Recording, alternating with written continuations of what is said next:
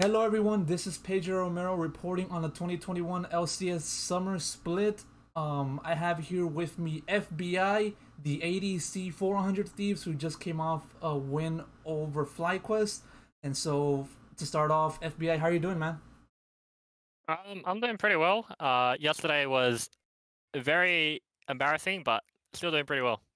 Embarrassing, embarrassing. Well, since you pointed it out, I'd like to start off with that game. What exactly happened in that first match against COG in week three? I would say that game was a mixture of both us getting outdrafted and us playing very poorly. And if you have those things combined, the game is generally not going to end too well for you. I would say that the game, even though we were in my opinion and the team's opinion, losing draft would still be fine if I didn't intentionally kill myself on my first death. And yeah, I'll say that. And then the following dragon, we were really indecisive, and once those two plays went bad for us, the game kind of got out of our control, and they had a pretty easy to execute comp. So So it just started from your first step and it just snowballed from there, right? yeah, I mean, I ended the game 0-6-0, so uh, not the best game, but props to CLG. I think they actually played really well, and they had a nice game plan coming in. Right, right. And so from there you guys recovered and took down FlyQuest. What was the preparation like, even though you had like less than a day to sort of refocus, reset, and then take on FlyQuest? Well, we generally have most of our draft and prep done throughout the week, so we're not really too focused on um, how to draft against certain teams. We'd rather just play our own champs, and yeah, that's what we did today, and it worked out all right for us. And in that game you had your partner Huhi choose Ziggs as a support. We had not seen Ziggs in that specific position in a long time. So I'd like to ask, what was the ideal behind that selection?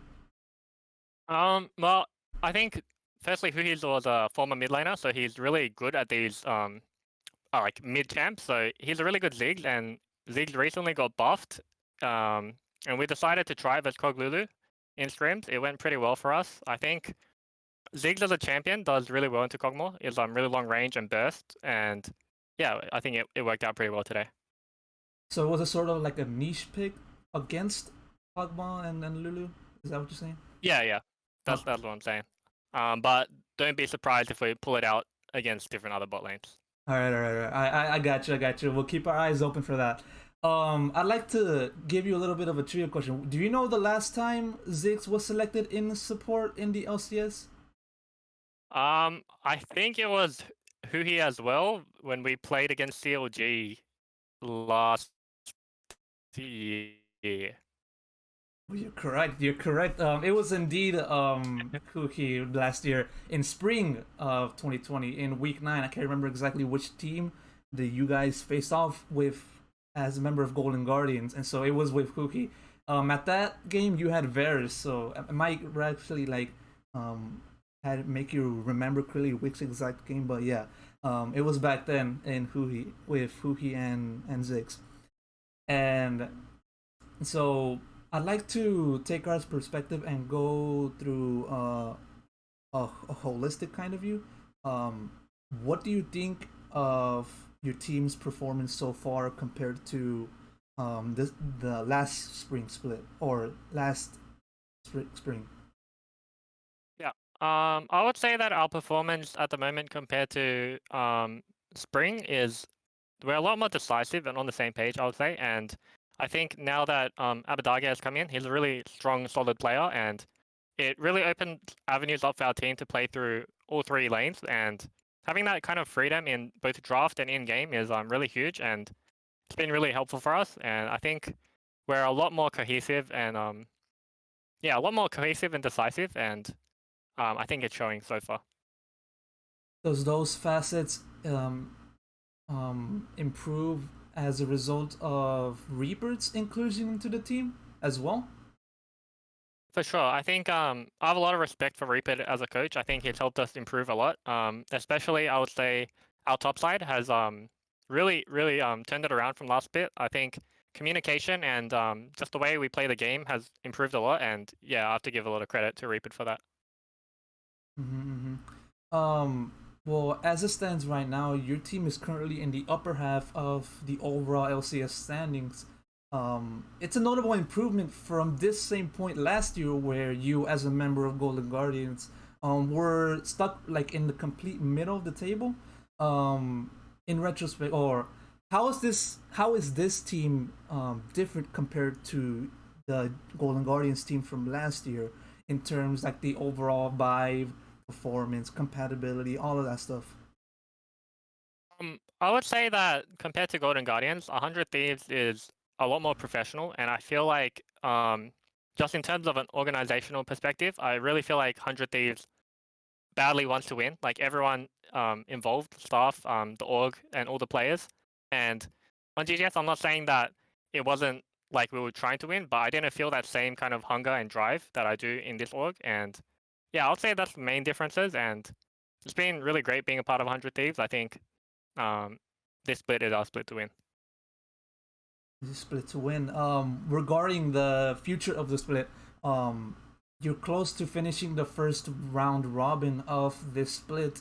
Who do you think is the team to beat so far in this split? And you can also include your team with that answer.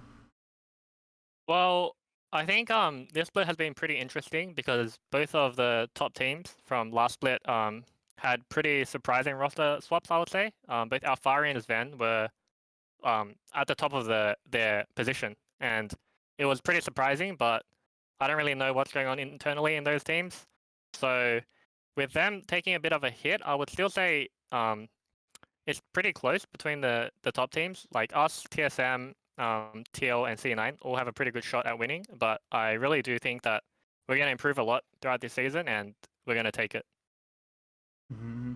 And so, as a result of the Hundred Thieves' ascension to the upper half of the table and actually competing for the LCS title, you're starting to feel a little bit more pressure from the fans regarding like the future success. Um, how do you digest that sort of pressure, and does it affect your play to an extent, or your performance to an extent? Um, I wouldn't really say so. I think there is definitely a lot of pressure involved, but when I get on stage and I get into the game, those things kind of go away, I would say. And at that point, I'm just focusing on the game and how to best win the game. So, yeah, I would say outside of it, I do think about it sometimes, like how we're perceived as like a top team and the kind of pressure that brings. But at the end of the day, you just go in and play the game, and if you're a better team, you'll win. Mm-hmm. A better team indeed. And so far, 100 Thieves has been playing as a great team, and we expect for them to continue performing in the near future. I was gonna say Cookie. Sorry about that. FBI. Thank you so much for taking the time to do this interview. Normally at this point I ask for final words, but since I want to change it up a little bit, do you have any sort of recommendations for people who want to improve themselves within the NASLOQ ladder? Yeah, I would say that if you want to improve yourself and climb an NSL ladder, try to find a couple champions that you're good at that are hopefully meta and work on those. Watch how pros play them and try to implement that into your gameplay, and hopefully you can climb. Do you have a specific reference on preference on which champion you would like the players to choose? If you're an AD carry, I would say Kaisa is always the best choice. She's strong no matter what patch it is, so Kaisa. All right, perfect. Perfect. FBI, thank you so much for doing this interview. Once Thank again, you. that has been FBI ADC of 100 Thieves. I've been Pedro Romero of Gamezo. If you'd like to check the latest in gaming, esports news, all of that stuff, please be sure to check down on the website down below. With that said, I'll see you guys in the next one.